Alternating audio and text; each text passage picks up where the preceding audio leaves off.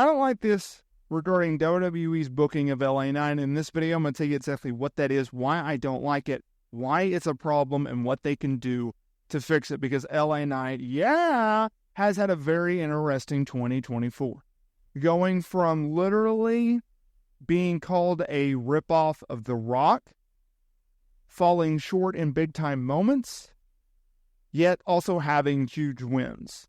LA Knight was a guy that was continuously be booked in big-time matches against big-time names on big-time platforms, yet he would always fall short.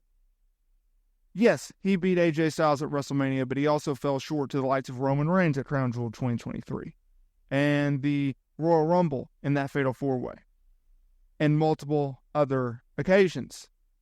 He did not win Money in the Bank. He did not win Elimination Chamber. Opportunities in which he would get championship matches and or win championships. That all changed, though, at SummerSlam, Cleveland, Ohio.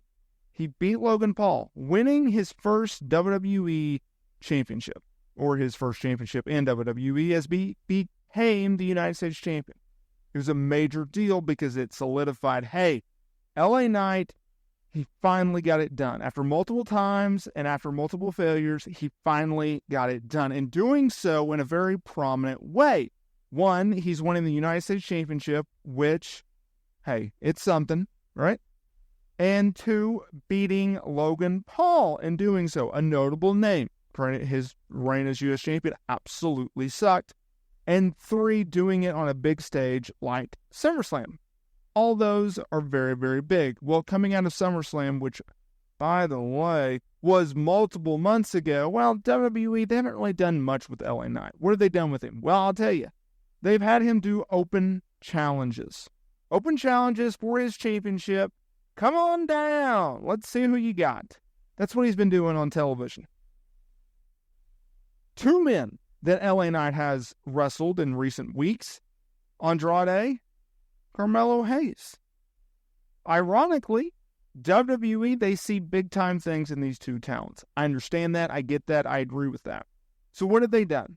Well, they've put Andrade and Hayes into a rivalry that has lasted several months. And now they have been working a best-of-7 series. Now, by the time that you listen to this, Game 7, or Match 7, in the best-of-7 series between Andrade and Hayes, well, it has come to an end. LA Knight, he was a special guest referee on the October 25th episode of SmackDown, and they worked their match.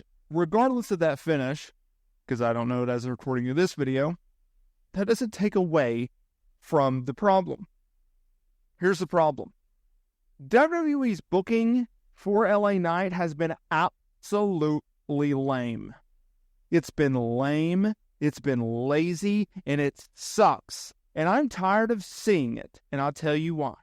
The reason that it sucks and the reason that it's lame and the reason that it's lazy booking by Triple H and Co. is because you are putting LA Knight in open challenge situations. Now, I don't necessarily have a problem with just simply the ideology behind an open challenge. Heck, John Cena and others have made it famous. You are able to have multiple title defenses across multiple months or multiple times a month by also shining a light on younger stars who may not get that same opportunity by having a breakout performance and then therefore hopefully getting a little bit of a shine, a little bit of a rub, moving forward and going on to bigger and better heights while the champion is also active and making the title seem like it is very important. Got no problem with that. Here's what I do have a problem with. That's all he's done is open challenges. There's no driving force to this moment. And before you say, well, they've been building to the winner of this Game 7, this Match 7, it's against guys that he's already beat. And they have not done anything since then. Well, they've traded 3 wins apart. And? So they've lost 3, they've won 3. So they're 500. 500 teams, a la any sport, doesn't go to the playoffs. They don't become a champion. They're not awarded an opportunity to become a champion. They're not. They're losers. They don't make the cut. Sorry, try out next year. Yet, in this situation, regardless of the finish on SmackDown, We are supposed to believe, hey, Andrade, hey, Carmelo Hayes, they have legitimate shots to beat LA Knight, for the United States Championship. That's what we're supposed to believe? Why? What have they done? They've won a best of 7, and they barely got by in doing so. That's what you're telling us? That's worthy contenders? It's lazy. Build them up, right? If you want them to feud, fine. Have them feud. But do it in a number 1 contenders match after multiple weeks of Andrade and Hayes winning matches. Getting a little bit of a streak, going to Nick Aldis and going, hey, I've won X amount of matches. I deserve a championship match. Right?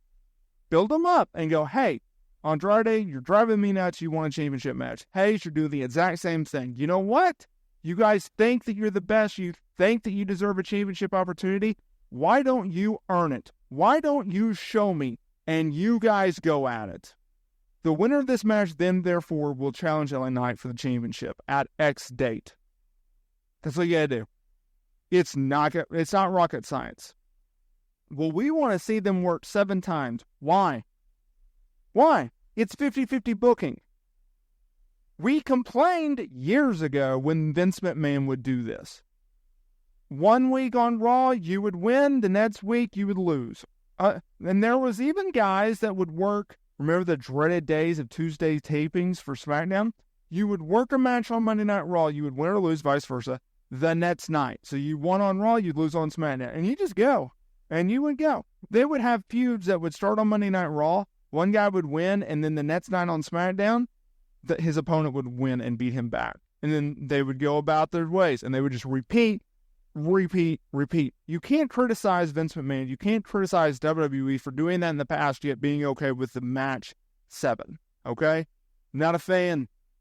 And when it comes to crowning a champion or a potential champion or a future title contender, I don't like it.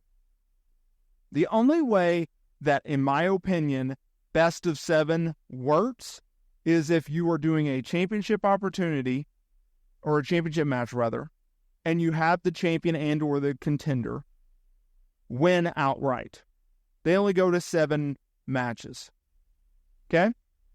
That's just my opinion. Because the contender is so good, the champion is so good, or they go to 7. You're so good that I can beat you on this night, but on my worst nights, I can't get it done. You never know who's going to go over. They're so closely matched. Then it's okay. But this, I don't like. I just don't.